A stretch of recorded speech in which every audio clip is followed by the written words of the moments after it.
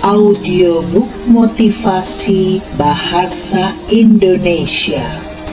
Judul buku Rich Dad Poor Dad. Penulis Robert T. Kiyosaki. Penerbit PT Gramedia Pustaka Utama. Narator Elis Sutrisna. Apa yang diajarkan orang kaya kepada anak-anak mereka tentang uang yang tidak diajarkan oleh orang miskin dan kelas menengah? Bab 1. Pelajaran 1. Orang kaya tidak bekerja untuk uang. Orang miskin dan kelas menengah bekerja untuk uang. Orang kaya membuat uang bekerja bagi mereka.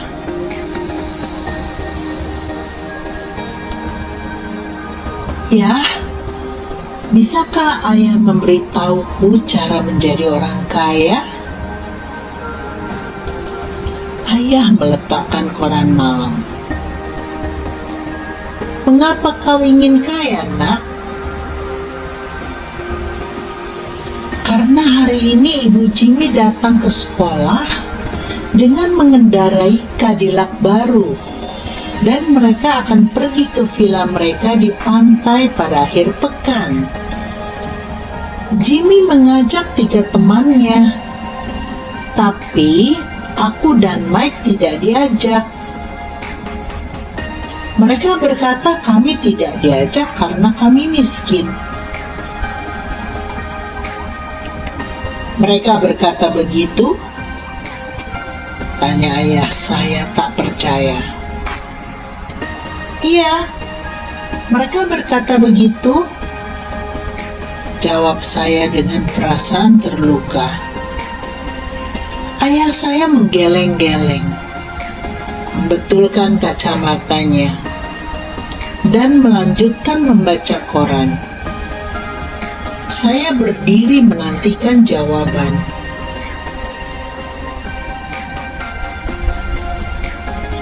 Kala itu 1956, saya berumur 9 tahun. Karena nasib, saya masuk ke sekolah negeri tempat orang-orang kaya menyekolahkan anak mereka. Penghasilan utama kota kami berasal dari perkebunan tebu. Manajer perkebunan dan orang-orang penting lainnya seperti dokter, pemilik bisnis, dan bankir menyekolahkan anak mereka di sekolah dasar ini. Setelah kelas 6, anak-anak mereka biasanya dimasukkan ke sekolah swasta. Karena keluarga kami tinggal di satu sisi jalan, saya bersekolah di sekolah itu. Seandainya tinggal di sisi lain jalan, saya bersekolah di sekolah yang berbeda, dengan anak-anak dari keluarga yang lebih menyerupai keluarga saya. Setelah kelas 6, saya dan anak-anak itu akan melanjutkan ke SMP dan SMA negeri. Tidak ada sekolah swasta untuk mereka atau saya. Akhirnya ayah saya menurunkan koran. Saya bisa melihat dia berpikir keras. Begini, nak, katanya perlahan. Kalau ingin kaya, kau harus belajar mencetak uang. Bagaimana aku bisa mencetak uang? Tanya saya. Ya, gunakanlah otakmu, nak,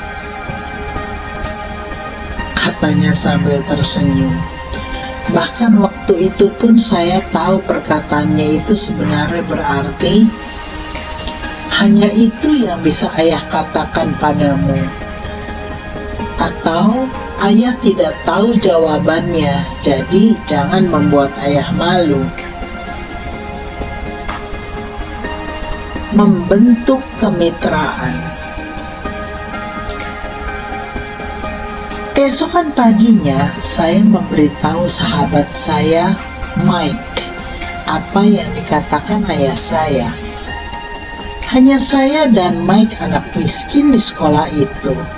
Mike juga menjadi murid sekolah itu karena nasib. Seseorang menentukan garis batas wilayah sekolah, dan kami terpaksa masuk ke sekolah anak kaya. Sesungguhnya kami tidak benar-benar miskin, tapi kami merasa miskin karena semua anak laki-laki lain punya sarung tangan bisbol baru, sepeda baru, pokoknya semua barang baru. Ibu dan ayah memenuhi kebutuhan dasar kami, seperti makanan, tempat tinggal, dan pakaian. Akan tetapi, hanya itu yang mereka penuhi. Ayah saya biasa berkata, "Kalau kau menginginkan sesuatu, bekerjalah untuk mendapatkannya." Kami menginginkan banyak hal, tapi tak banyak pekerjaan yang tersedia bagi anak usia 9 tahun. Jadi, apa yang harus kita lakukan untuk menghasilkan uang? Tanya Mike. Aku tidak tahu, kata saya. Tapi maukah kau menjadi mitraku? Dia setuju. Jadi, pada Sabtu pagi itu, Mike menjadi mitra bisnis pertama saya. Kami menghabiskan pagi itu mencari ide untuk menghasilkan uang. Kadang kami membicarakan anak-anak keren yang sedang bersenang-senang di villa pantai Jimmy. Agak menyakitkan, tapi itu bagus, karena memberi kami inspirasi untuk terus memikirkan cara menghasilkan uang. Akhirnya siang itu kami mendapat gagasan. Gagasan itu didapat Mike dari buku sains yang dibacanya. Kami berjabat tangan dengan penuh semangat, dan kemitraan kami sekarang mempunyai bisnis. Selama beberapa minggu selanjutnya, saya dan Mike mendatangi rumah tetangga, mengetuk pintu, dan bertanya apakah mereka berkenan menyisihkan tube pasta gigi untuk kami. Meskipun keheranan, sebagian besar orang dewasa mengabulkannya sambil tersenyum. Sebagian bertanya apa yang akan kami lakukan, dan kami jawab, "Kami tidak bisa memberitahu Anda, ini rahasia bisnis." Seiring minggu demi minggu berlalu, ibu saya semakin bertanya-tanya. Kami memilih tempat di samping mesin cucinya untuk menimbun bahan baku tersebut. Dalam kardus coklat yang pernah digunakan untuk menyimpan botol saus tomat, tumpukan tubuh pasta gigi bekas itu mulai bertambah tinggi. Akhirnya ibu saya mengambil tindakan tegas. Pemandangan tumpukan tube pasta gigi bekas yang kami kumpulkan dari para tetangga yang berantakan dan kacau itu telah mengusiknya. "Apa yang kalian lakukan?" tanyanya. Ibu tidak mau dengar lagi bahwa ini bisnis rahasia. Lakukan sesuatu dengan kekacauan ini, atau ibu akan membuangnya. Saya dan Mike berdalih dan memohon, menjelaskan bahwa tak lama lagi kami akan memiliki cukup banyak bahan baku, lalu kami akan mulai berproduksi. Kami memberitahu ibu bahwa kami sedang menunggu beberapa tetangga menghabiskan pasta gigi mereka agar tube yang kami miliki cukup. Ibu memberi kami perpanjangan waktu 1 minggu. Waktu produksi dipercepat dan tekanan pun dimulai. kemitraan pertama saya sudah menerima ancaman pengusiran dari ibu saya sendiri. Menjadi tugas Mike untuk memberitahu para tetangga agar mempercepat pemakaian pasta gigi dengan mengatakan bahwa dokter gigi mereka ingin mereka lebih sering menggosok gigi. Saya mulai menyatukan lini produksi. Suatu hari ayah saya pulang bersama teman dan melihat dua bocah usia 9 tahun di jalur masuk mobil memproduksi sesuatu dengan kecepatan tinggi. Bubuk putih halus terlihat di mana-mana. Di sebuah meja panjang terdapat kotak susu kecil dari sekolah, dan alat pemanggang keluarga kami penuh dengan batu bara yang panas membara. Ayah melangkah dengan hati-hati. Dia harus memarkir mobil di ujung jalur mobil karena area produksi kami menghalangi pintu garasi. Saat berjalan mendekat, ayah dan temannya melihat sebuah tungku baja berisi tube pasta gigi yang sedang dicairkan di atas tumpukan batu bara. Pada masa itu, pasta gigi tidak dikemas dalam tube plastik. Tube itu terbuat dari timah. Jadi ketika dibakar, tube itu meleleh ke dalam panci baja kecil. Tube itu lumer sampai menjadi cairan. Dan dengan pencapit tungku milik ibu, kami menuangkan timah cair itu melalui sebuah lubang kecil di kotak susu. Kotak susu itu berisi gips kapur. Bubuk putih tercecer di mana-mana. Karena tergesa-gesa, saya menyenggol kantung gips, dan sekitar garasi terlihat seperti baru saja dihantam badai salju. Kotak susu itu adalah wadah luar cetakan gips tersebut. Ayah dan temannya mengamati ketika kami dengan hati-hati menuangkan timah cair itu melalui lubang kecil di atas gips kapur berbentuk kubus. "Hati-hati," kata ayah saya. Saya mengangguk tanpa mengangkat wajah. Akhirnya setelah semua sudah dituang, saya meletakkan panci baja itu dan tersenyum kepada ayah. "Kalian sedang apa?" tanyanya dengan senyum waspada. "Kami melakukan apa yang ayah katakan padaku. Kami akan kaya," kata saya. "Iya," saut Mike sambil menyeringai dan mengangguk. "Kami rekanan bisnis." "Apa yang ada di dalam cetakan gips itu?" tanya ayah saya. "Lihat saja," kata saya. "Hasilnya pasti bagus." Dengan palu kecil, saya mengetuk-ngetuk segel yang membagi dua cetakan itu. Dengan hati-hati, saya menarik cetakan gips bagian atas, dan sekeping koin timah jatuh. "Astaga!" seru ayah saya. "Kalian mencetak uang koin dari timah?" "Betul," kata Mike. "Kami melakukan apa yang Bapak katakan kepada kami. Kami mencetak uang." Teman ayah berpaling dan tertawa terbahak-bahak. Ayah saya tersenyum sambil menggeleng-geleng. Selain api dan sekotak tube pasta gigi bekas, Di depannya berdiri dua bocah laki-laki yang terselubung debu putih dan menyeringai lebar.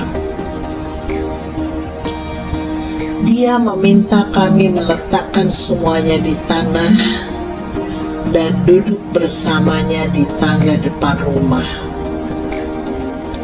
Sambil tersenyum secara halus, dia menjelaskan arti kata pemalsuan. Impian kami hancur. Maksud Bapak ini ilegal? Tanya Mike dengan suara bergetar. Biarkan saja mereka melakukannya, kata teman ayah saya. Mereka mungkin sedang mengasah bakat alami mereka. Ayah membelalak kepadanya. Ya, ini ilegal, kata ayah saya lembut. Tapi kalian telah memperlihatkan kreativitas yang besar dan pikiran yang orisinal. Teruslah berusaha. Ayah sangat bangga pada kalian. Dengan kecewa, saya dan Mike duduk diam selama sekitar 20 menit sebelum mulai membersihkan kekacauan yang kami timbulkan. Bisnis ini berakhir pada hari pembukaan. Sambil menyapu bubuk gips, saya menatap Mike dan berkata, "Sepertinya Jimmy dan teman-temannya benar. Kita orang miskin." Ayah saya sedang akan pergi ketika saya mengatakan hal itu. "Nak," katanya, "kalian miskin hanya kalau kalian menyerah. Yang paling penting adalah bahwa kalian melakukan sesuatu. Kebanyakan orang hanya berkata dan bermimpi ingin kaya. Kalian sudah melakukan sesuatu. Ayah sangat bangga pada kalian berdua. Ayah katakan sekali lagi, teruslah berusaha, jangan menyerah." Saya dan Mike berdiri membisu. Itu kata-kata yang menyenangkan, tapi kami masih tidak tahu harus berbuat apa. "Jadi, mengapa ayah tidak kaya?" tanya saya. "Karena ayah memilih menjadi guru sekolah. Guru sekolah sama sekali tidak berpikir untuk menjadi kaya. Kami hanya senang mengajar. Andai ayah bisa membantu kalian, tapi ayah benar-benar tidak tahu cara menghasilkan uang."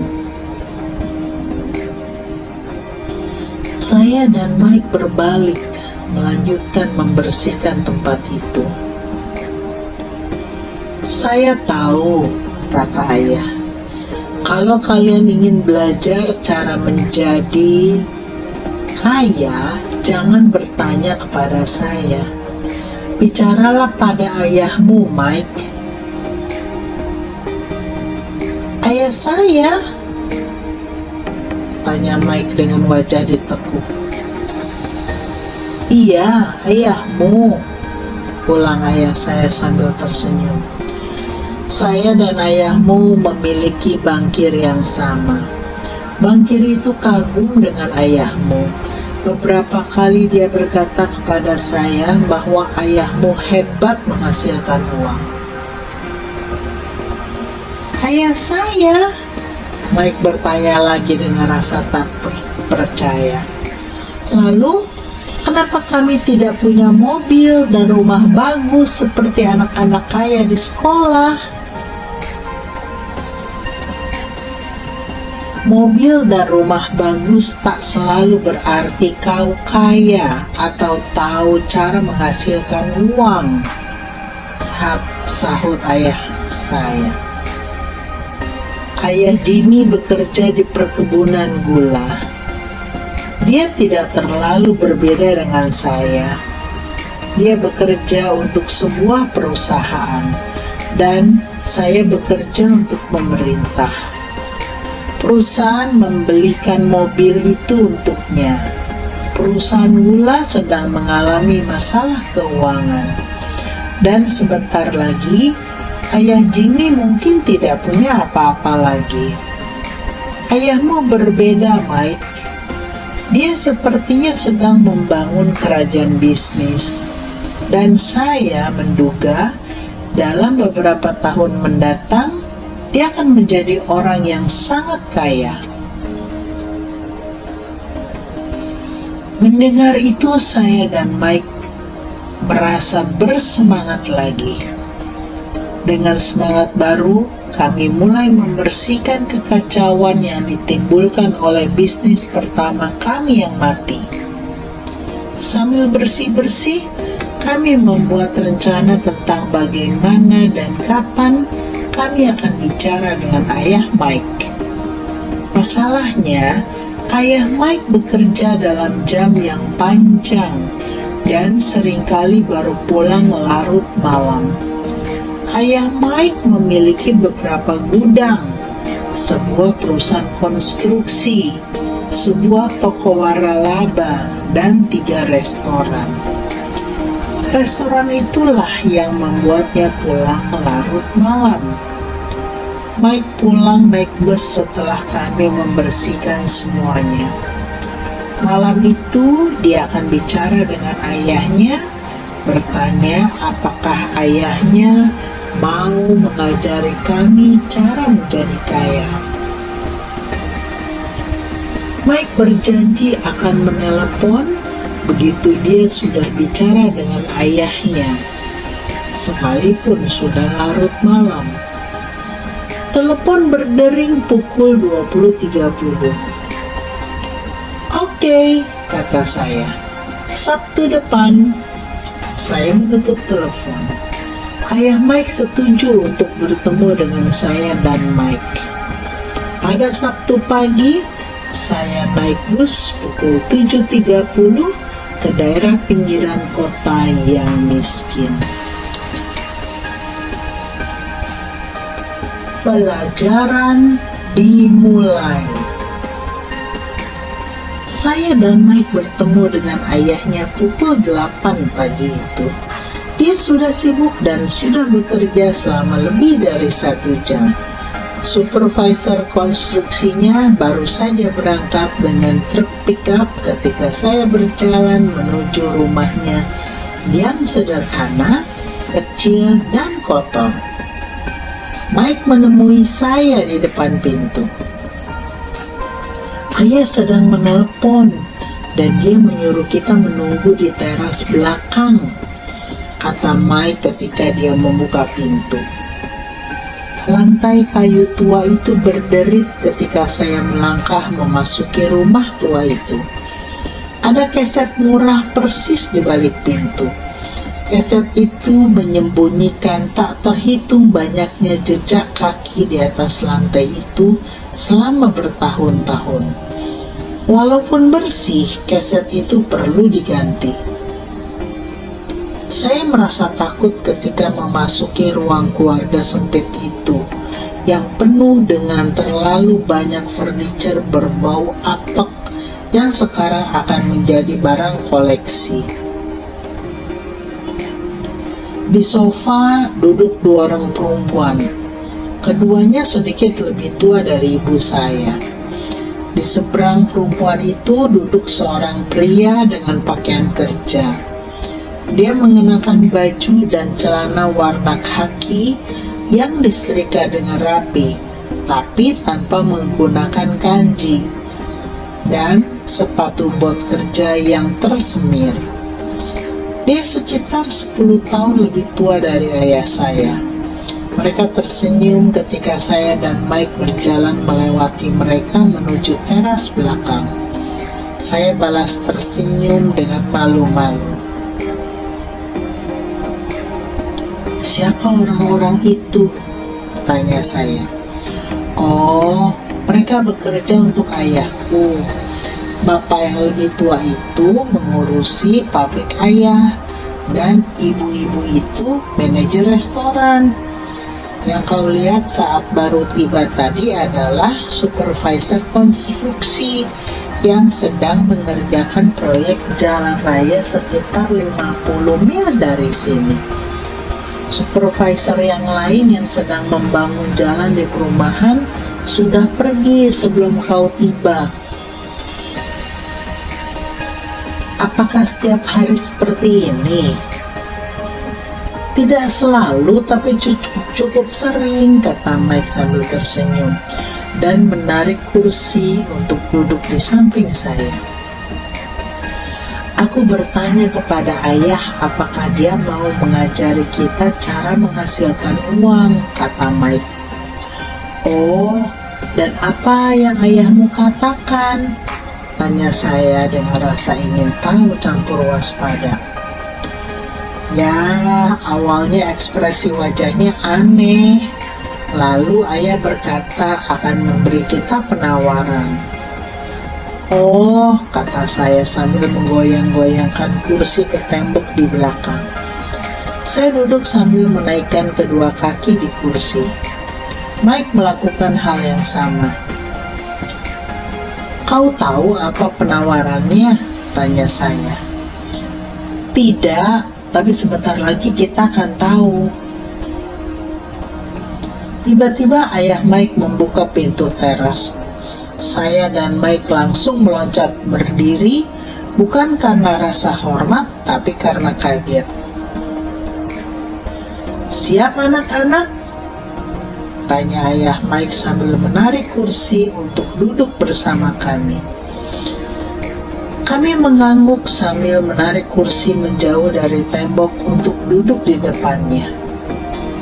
Ayah Mike adalah seorang pria besar dengan tinggi sekitar 1,8 meter dan berat 90 kg. Ayah saya lebih tinggi dengan berat hampir sama dan usia 5 tahun lebih tua dari ayah Mike.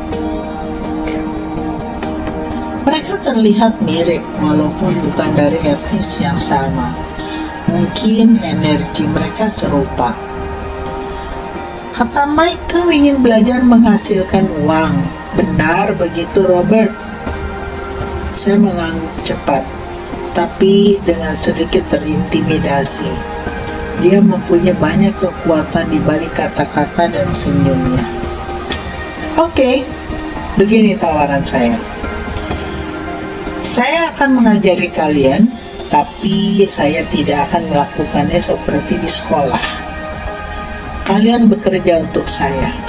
Saya mengajari kalian. Kalian tidak bekerja untuk saya. Saya tidak akan mengajari kalian. Saya bisa mengajari kalian lebih cepat jika kalian bekerja, dan saya membuang-buang waktu jika kalian hanya mau duduk dan mendengarkan seperti di sekolah. Itu tawaran saya. Ambil atau lepas? Boleh saya bertanya dulu? Tanya saya. Tidak. Ambil atau lepas? Saya punya terlalu banyak pekerjaan, jadi tidak bisa membuang-buang waktu. Kalau tidak bisa mengambil keputusan, kalian tidak akan pernah belajar menghasilkan uang. Peluang datang dan pergi. Mampu mengetahui kapan harus membuat keputusan cepat adalah keterampilan yang penting. Kalian mempunyai peluang yang kalian minta. Sekolah mulai atau selesai dalam 10 detik, kata ayah Mike dengan senyum mengejek. Ambil, kata saya. Ambil, kata Mike. Baik, kata ayah Mike.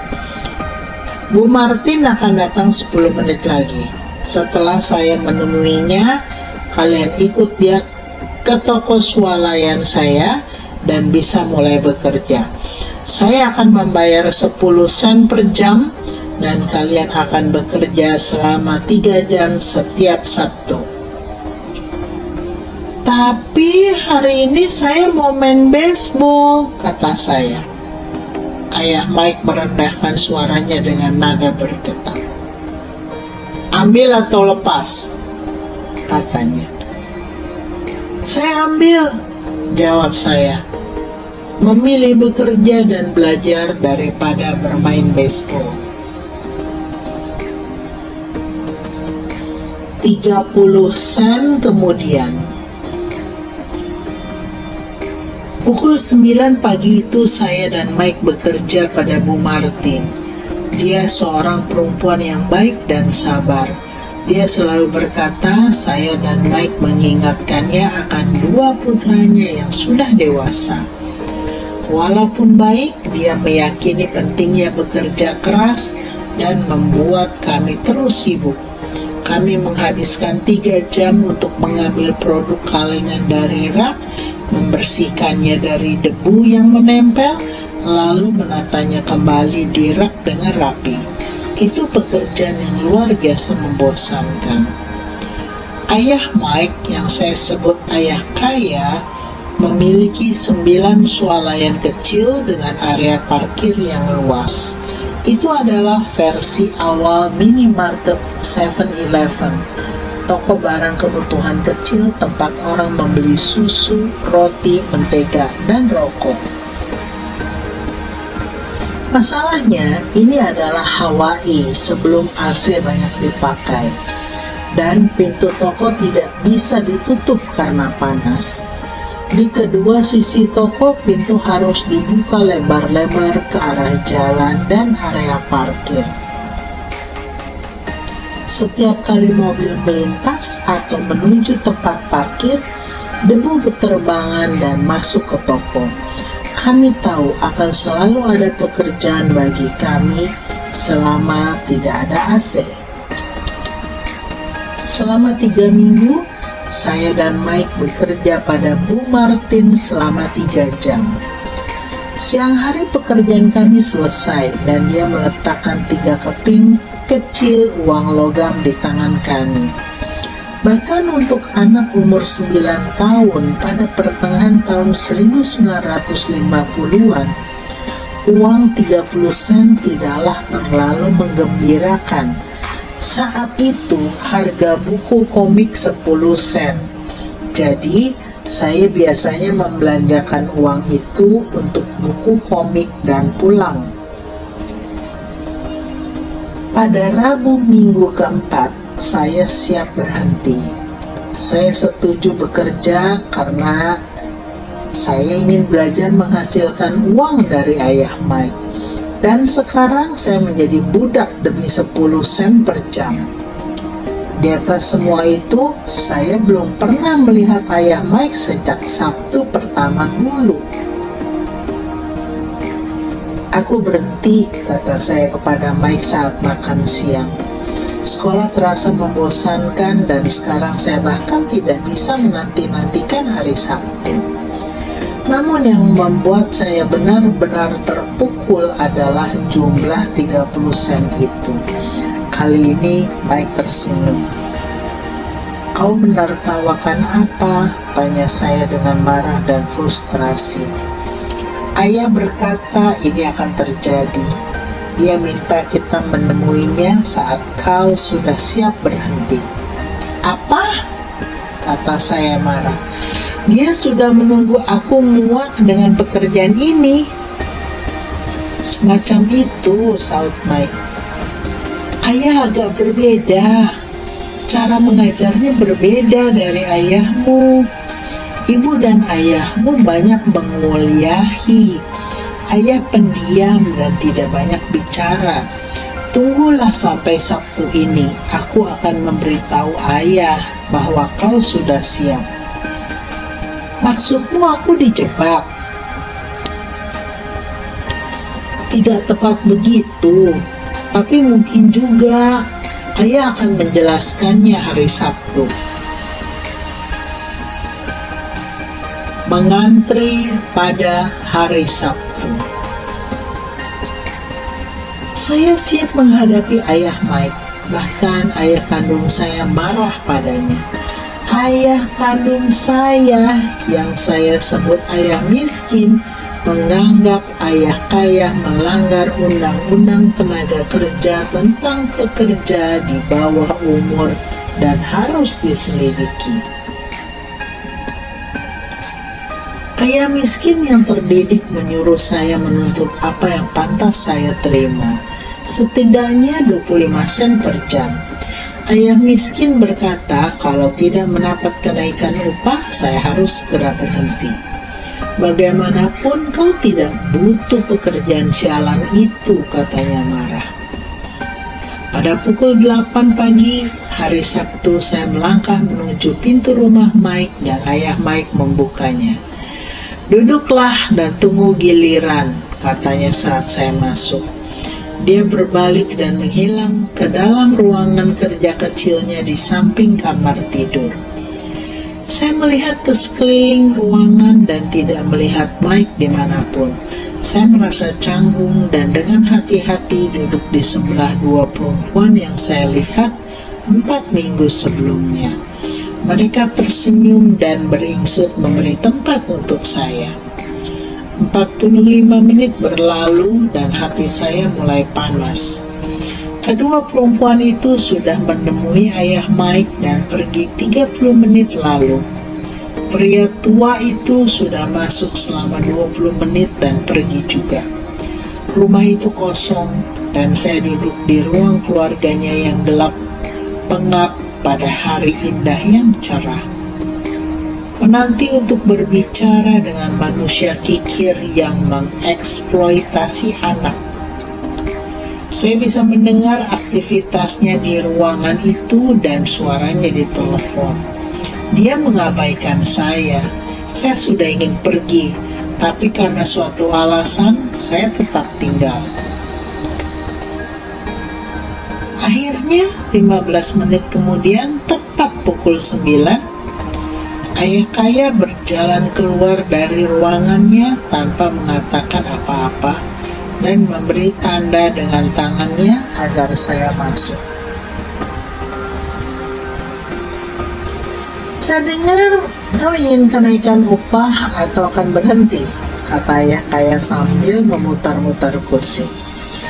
Ya, Bapak tidak menepati bagian Bapak dalam kesepakatan itu, ujar saya nyaris menangis. Sungguh menakutkan bagi saya untuk menghadapi orang dewasa. Bapak berkata akan mengajari saya kalau saya bekerja untuk Bapak. Saya sudah bekerja untuk Bapak. Saya sudah bekerja keras. Saya rela tidak bermain baseball agar bisa bekerja untuk Bapak. Tapi Bapak tidak menepati janji dan belum mengajari saya apapun. Bapak licik seperti anggapan semua orang di kota ini. Bapak tamak. Bapak ingin mengambil semua uang tanpa mempedulikan karyawan Bapak. Bapak membuat saya menunggu dan tidak menunjukkan rasa hormat sedikit pun pada saya. Saya hanyalah anak kecil dan saya pantas diperlakukan dengan lebih baik.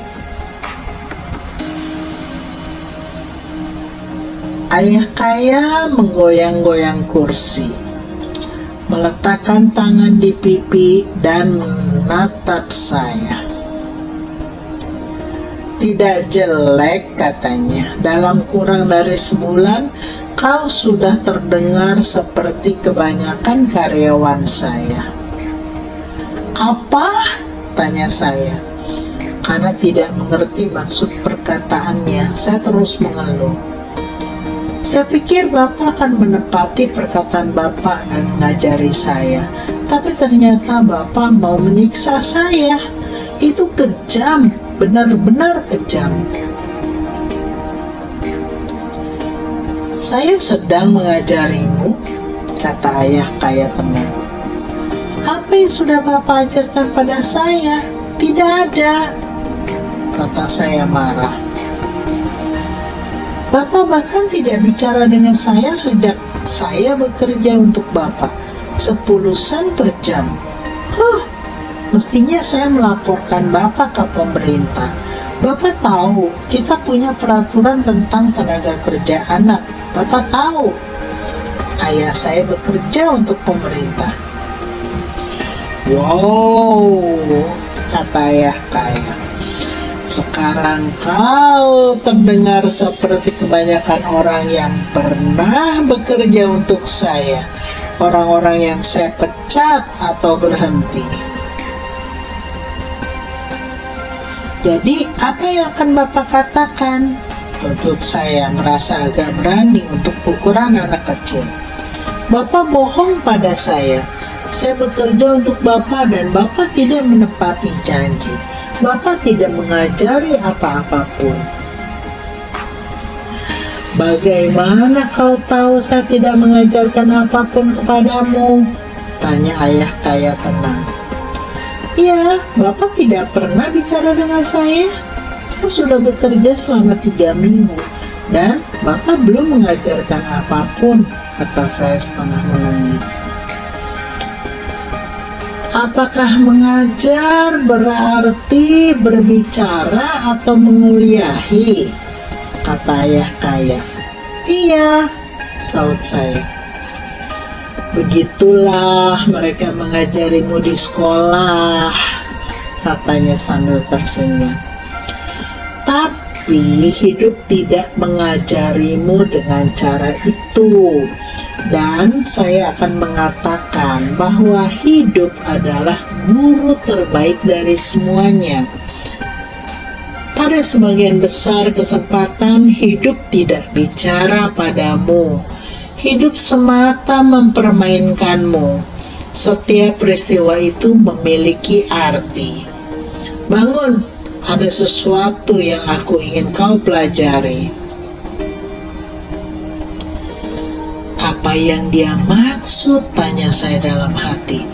Hidup yang mempermainkanku atau hidup yang sedang bicara kepadaku?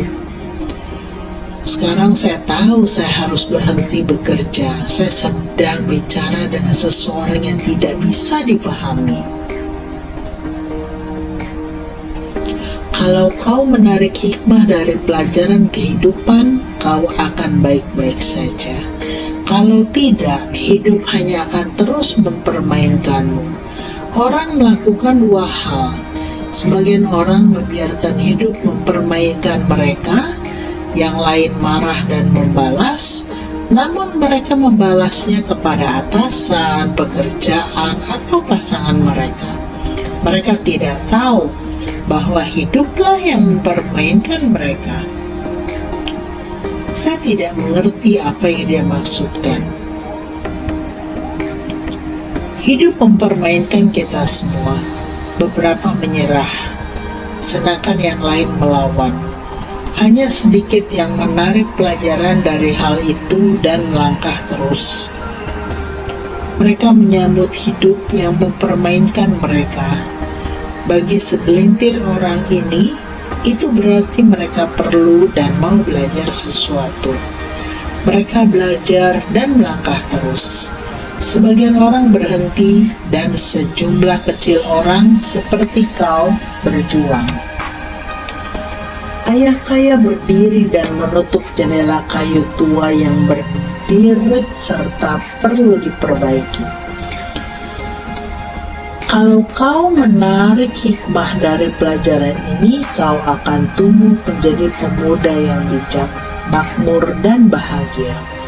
Kalau tidak menarik hikmah, kau akan menghabiskan hidup dengan menyalahkan pekerjaan, upah yang rendah, atau atasan karena masalahmu sendiri. Kau akan menjalani hidup dengan terus berharap perubahan besar akan memecahkan semua masalah keuanganmu. Ayah kaya memandang saya untuk melihat apakah saya masih mendengarkan. Matanya bertemu dengan mata saya. Kami saling memandang, berkomunikasi lewat mata. Akhirnya saya mengalihkan pandangan setelah menyerap pesannya. Saya tahu dia benar. Saya menyalahkan dia. Dan saya memang minta belajar. Saya melawan. Ayah kaya melanjutkan. Atau kalau kau tipe orang yang tidak punya keberanian, kau semata menyerah setiap kali hidup mempermainkanmu.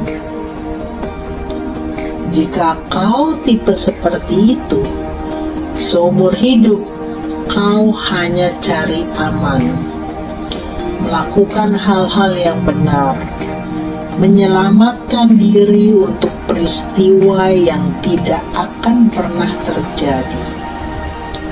Kau pun akan meninggal sebagai orang tua yang membosankan. Kau punya banyak teman yang benar-benar menyukaimu karena kau pekerja keras yang baik. Namun, sebenarnya kau membiarkan hidup membuatmu menyerah. Di lubuk hati terdalam, kau takut mengambil resiko. Kau benar-benar ingin menang, tapi rasa takut akan kekalahan lebih besar daripada sukacita kemenangan. Jauh di dalam hati, kau dan hanya kau tahu bahwa kau tidak berusaha mencapai kemenangan. Kau memilih bermain aman. Mata kami bertemu kembali. Bapak mempermainkan saya, tanya saya. Beberapa orang mungkin berkata begitu, sahut ayah kaya sambil tersenyum. Saya akan mengatakan bahwa saya baru saja memberimu suatu cita rasa kehidupan. Cita rasa kehidupan apa? Tanya saya masih kesal, tapi sekarang penuh rasa ingin tahu dan siap untuk belajar. Kau dan Mike adalah orang pertama yang pernah meminta saya mengajarkan cara menghasilkan uang. Saya punya lebih dari 150 karyawan, dan tak seorang pun dari mereka yang pernah bertanya apa yang saya ketahui tentang uang. Mereka minta pekerjaan dan gaji, tapi tidak pernah minta saya mengajari mereka tentang uang. Jadi, kebanyakan dari mereka menghabiskan tahun-tahun terbaik hidup mereka bekerja demi uang, tanpa benar-benar mengerti untuk apa mereka bekerja. Saya duduk sambil mendengarkan dengan penuh perhatian. Jadi, ketika Mike berkata, "Kau ingin belajar cara menghasilkan uang," saya memutuskan untuk merancang situasi yang mencerminkan kehidupan nyata. Saya bisa saja bicara sampai wajah saya biru, tapi kau tidak akan mendengarkan. Jadi, saya memutuskan membiarkan hidup sedikit mempermainkanmu agar kau bisa mendengarkan saya. Itu sebabnya saya hanya membayarmu 10 sen per jam.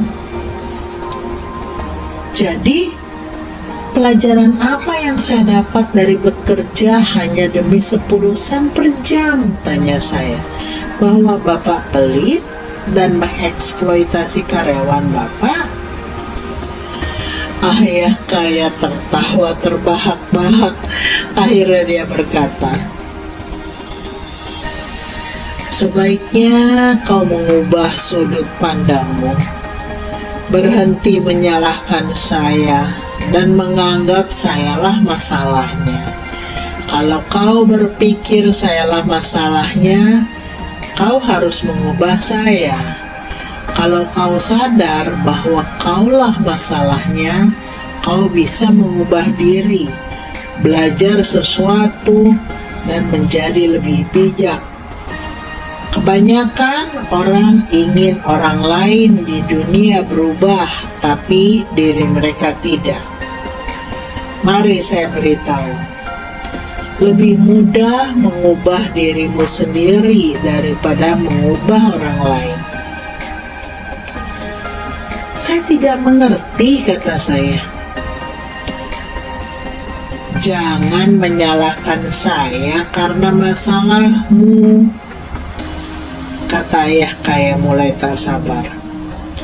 Tapi bapak hanya membayar saya 10 sen. Jadi apa yang kau pelajari? Tanyanya sambil tersenyum. Bapak pelit, kata saya sambil menyeringai kecil. Nah, kau pikir sayalah masalahnya, kata ayah saya. Tapi itu benar. Baiklah, pertahankan sikap itu dan kau tidak akan belajar apa-apa. Pertahankan sikap bahwa sayalah masalahnya, lalu pilihan apa yang kau miliki? Ya, kalau bapak tidak membayar saya lebih banyak atau memperlihatkan respek yang lebih besar dan mengajari saya berhenti. Kau menyampaikannya dengan bagus, kata ayah kaya. Dan persis itulah yang dilakukan oleh kebanyakan orang. Mereka berhenti dan mencari pekerjaan lain, peluangnya lebih bagus dan upah yang lebih tinggi. Karena berpikir hal itu akan menyelesaikan masalah mereka. Dalam banyak kasus tidak demikian. Jadi apa yang harus saya lakukan? Tanya saya. Menerima begitu saja jumlah 10 sen yang amat kecil itu dan tersenyum. Ayah kaya tersenyum.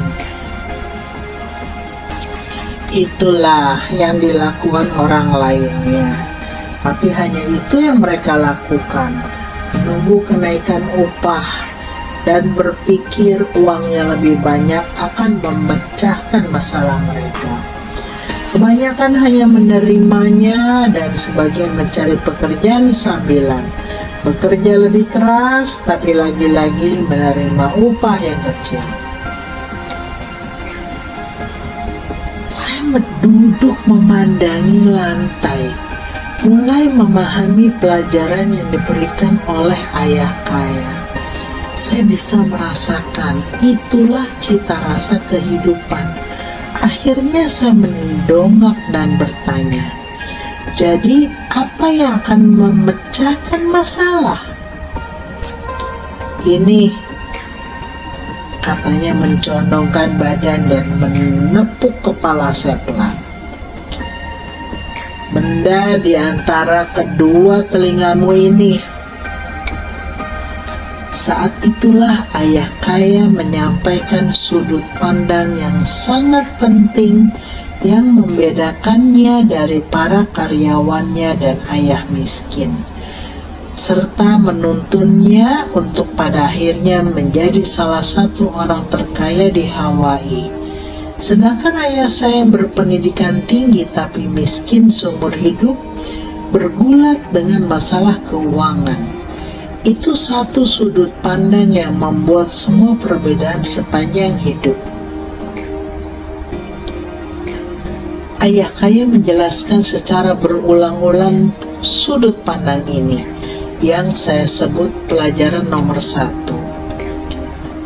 Orang miskin dan kelas menengah bekerja untuk uang. Orang kaya membuat uang bekerja untuk mereka. Pada Sabtu pagi yang cerah itu, saya belajar sudut pandang yang sama sekali berbeda dari yang diajarkan oleh ayah miskin. Pada umur 9 tahun saya paham bahwa kedua ayah saya itu menginginkan saya belajar. Keduanya mendorong saya untuk belajar, tapi bukan mempelajari hal yang sama. Ayah saya berpendidikan tinggi merekomendasikan saya melakukan apa yang dia lakukan. Nah, ayah ingin kau belajar keras, memperoleh nilai bagus, agar kau bisa mendapatkan pekerjaan yang aman dan terjamin di perusahaan besar. Dan pastikan pekerjaan itu memberikan tunjangan yang bagus. Ayah kaya ingin saya mempelajari cara kerja uang agar saya bisa membuat uang bekerja untuk saya. Pelajaran-pelajaran itu akan saya pelajari dalam hidup dengan bimbingan, bukan karena ruang kelas. Ayah kaya melanjutkan pelajaran pertama saya.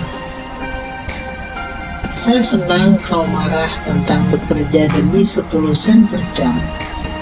Kalau kau tidak marah dan semata menerimanya, saya pasti akan berkata saya tidak akan mengajarimu. Kau tahu, belajar yang sejati membutuhkan energi, gairah, dan hasrat yang membara. Amarah adalah sebagian besar dari rumusan itu, karena gairah adalah kombinasi cinta dan amarah. Bila menyangkut uang, kebanyakan orang ingin main aman dan merasa terjamin.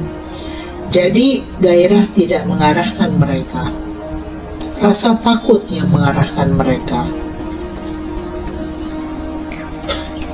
Jadi itukah sebabnya mereka menerima pekerjaan dengan upah rendah? Tanya saya. Iya, kata ayah kaya. Sejumlah orang berkata saya mengeksploitasi orang karena tidak memberi upah sebesar perkebunan gula atau pemerintah. Saya berkata mereka mengeksploitasi diri mereka sendiri. Itu ketakutan mereka, bukan ketakutan saya. Tapi tidakkah Bapak merasa seharusnya membayar mereka lebih banyak? Tanya saya. Tidak harus. Lagi pula, uang dalam jumlah lebih besar tidak akan memecahkan masalah mereka. Lihat saja ayahmu. Dia menghasilkan banyak uang, tapi tetap tidak bisa membayar tagihan. Kebanyakan orang, bila diberi lebih banyak uang, hanya akan berutang lebih besar. Jadi itu sebabnya 10 sen per jam, biar saya sambil tersenyum. Itu bagian dari pelajaran. Benar, ayah kaya tersenyum. Kau lihat, ayahmu bersekolah dan mendapat pendidikan yang hebat, sehingga dia bisa memperoleh pekerjaan bergaji tinggi. Tapi dia masih mengalami masalah keuangan karena dia tidak pernah belajar apapun tentang uang di sekolah. Di atas segalanya, dia percaya pada bekerja untuk uang. Bapak tidak begitu, tanya saya. Tidak sepenuhnya, kata ayah kaya. Kalau kau mau belajar bekerja untuk uang, teruslah bersekolah. Itu tempat yang bagus untuk melakukannya. Tapi, kalau kau ingin belajar membuat uang bekerja untukmu, saya akan mengajarimu. Tapi, hanya kalau kau mau belajar. Tidak semua orang ingin belajar itu, tanya saya. Tidak, kata ayah kaya. Semata karena jauh lebih mudah bekerja untuk uang, terutama kalau rasa takut adalah emosi utamamu saat membahas masalah uang. Saya tidak mengerti, kata saya dengan dahi berkerut. Tak perlu mengkhawatirkannya sekarang, cukup ketahui bahwa rasa takutlah yang membuat kebanyakan orang terus bekerja. Takut tidak bisa membayar tagihan, takut dipecat, takut tidak punya uang, dan takut untuk memulai kembali. Itulah harga dari mempelajari suatu profesi atau perdagangan, lalu bekerja untuk uang. Kebanyakan orang menjadi budak uang, lalu marah pada atasan mereka. Belajar membuat uang bekerja untuk kita adalah cara belajar yang sama sekali berbeda, tanya saya. Benar sekali, jawab ayah kaya. Benar sekali. Kami duduk diam pada Sabtu pagi yang indah di Hawaii. Teman-teman saya baru memulai pertandingan baseball liga kecil. Tapi karena suatu alasan, saya sekarang bersyukur telah memutuskan untuk bekerja demi 10 sen per jam. Saya merasa saya baru saja mempelajari sesuatu yang tidak akan dipelajari teman-teman saya di sekolah. Siap belajar? Tanya ayah kaya. Saya siap, jawab saya sambil menyeringai. Saya menepati janji saya telah mengajarimu dari jauh, kata ayah kaya. Pada umur 9 tahun kau telah mencicipi seperti apa rasanya bekerja untuk uang. Kalikan saja bulan terakhir itu dengan 50 tahun, maka kau akan mendapat gambaran tentang apa yang dilakukan kebanyakan orang dalam hidup. Saya tidak mengerti, kata saya. Bagaimana perasaanmu ketika menunggu untuk menemui saya? Saat akan dipekerjakan dan saat minta upah lebih besar. Takut, kata saya. Kalau kau memilih bekerja untuk uang, seperti itulah hidupmu nantinya, kata ayah saya. Dan bagaimana perasaanmu ketika Bu Martin meletakkan 3 keping uang di tanganmu untuk kerja selama 3 jam? Saya merasa sepertinya itu tidak cukup. Rasanya seperti tak ada artinya. Saya kecewa, kata saya.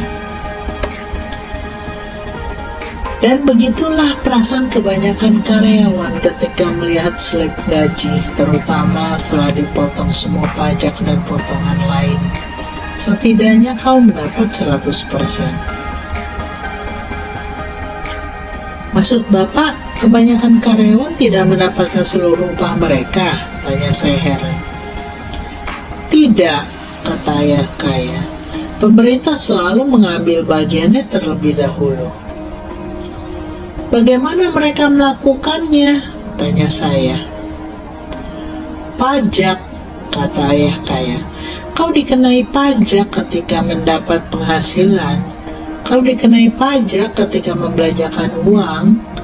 Kau dikenai pajak ketika menabung. Bahkan kau dikenai pajak ketika meninggal. Mengapa orang membiarkan pemerintah melakukan hal itu pada mereka? Orang kaya tidak, kata ayah kaya sambil tersenyum. Orang miskin dan kelas menengah begitu. Saya berani bertaruh, penghasilan saya lebih besar daripada ayahmu, tapi dia membayar pajak lebih besar. Bagaimana bisa? Tanya saya. Dengan usia saya saat itu, hal itu tidak masuk akal bagi saya. Mengapa orang membiarkan pemerintah melakukan itu pada mereka? Ayah kaya bergoyang pelan dengan diam. Dia semata memandangi saya. Siap belajar? Tanyanya. Saya mengangguk pelan. Seperti saya katakan, ada banyak hal yang perlu dipelajari. Belajar membuat uang bekerja untukmu adalah pelajaran seumur hidup.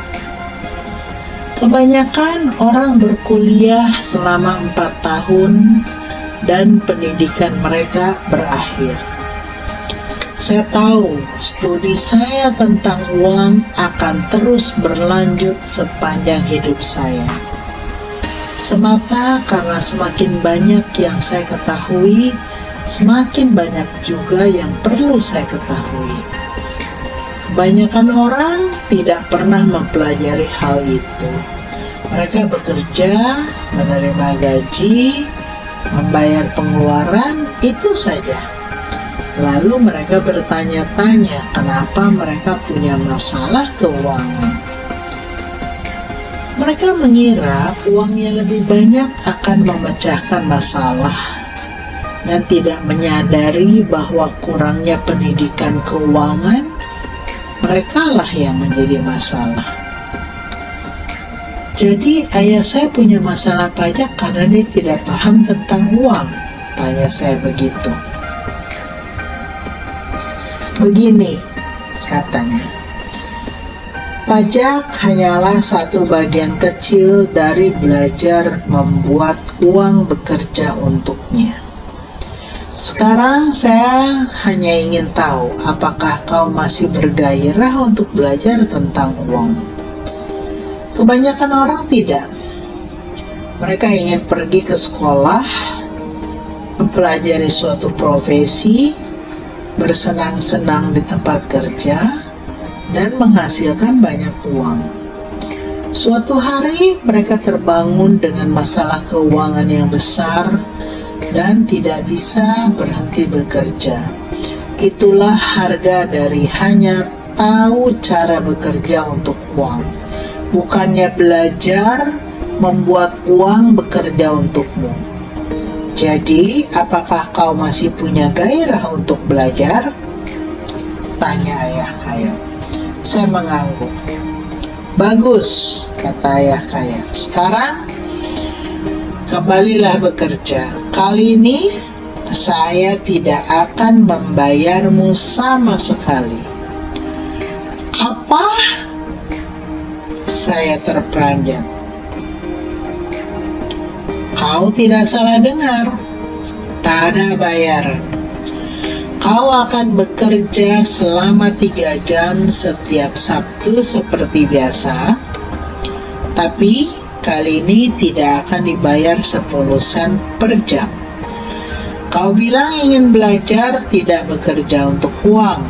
Jadi saya tidak akan membayarmu sama sekali. Saya tidak percaya apa yang saya dengar.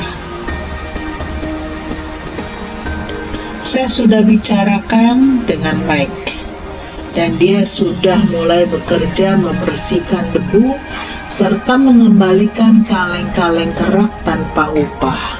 Lebih baik kau segera ke sana. Itu tidak adil, teriak saya. Bapak harus membayar sesuatu. Kau bilang kau mau belajar. Kalau tidak mempelajari hal ini sekarang, kau akan tumbuh menjadi seperti kedua ibu dan bapak tua yang duduk di ruang tamu saya itu. Bekerja untuk uang dan berharap saya tidak memecat mereka. Atau seperti ayahmu, menghasilkan banyak uang tapi dengan setumpuk utang. Berharap uang yang lebih banyak akan memecahkan masalah. Kalau itu yang kau inginkan, saya akan kembali ke kesepakatan awal kita, 10 sen per jam. Atau kau bisa melakukan apa yang dilakukan oleh kebanyakan orang dewasa, mengeluh karena tidak mendapat upah yang cukup, berhenti dan mencari pekerjaan lain. Tapi apa yang harus saya lakukan? Tanya saya. Ayah kaya menepuk kepala saya. Gunakan ini, katanya. Kalau kau menggunakannya dengan baik, kau akan segera berterima kasih pada saya karena memberimu peluang. Dan kau akan tumbuh menjadi orang kaya. Saya berdiri terpaku, masih tak percaya bahwa saya telah diperlakukan dengan curang. Saya datang untuk minta kenaikan upah, dan entah bagaimana saya malah bekerja tanpa upah. Ayah kaya menepuk kepala saya lagi dan berkata, gunakan ini. Sekarang keluar dari sini dan kembalilah bekerja. Terima kasih sudah menyimak audiobook Rich Dad Poor Dad. Silakan like dan komen audiobooknya ya. Juga silakan subscribe dan bunyikan loncengnya agar mendapat notifikasi apabila ada audiobook baru yang di-upload. Silakan share juga apabila dirasa bermanfaat ya teman-teman. Semoga audiobook ini bisa menjadi inspirasi, motivasi, ide, peluang, dan edukasi bagi masyarakat Indonesia di seluruh dunia. Sampai jumpa dalam audiobook kami yang lainnya.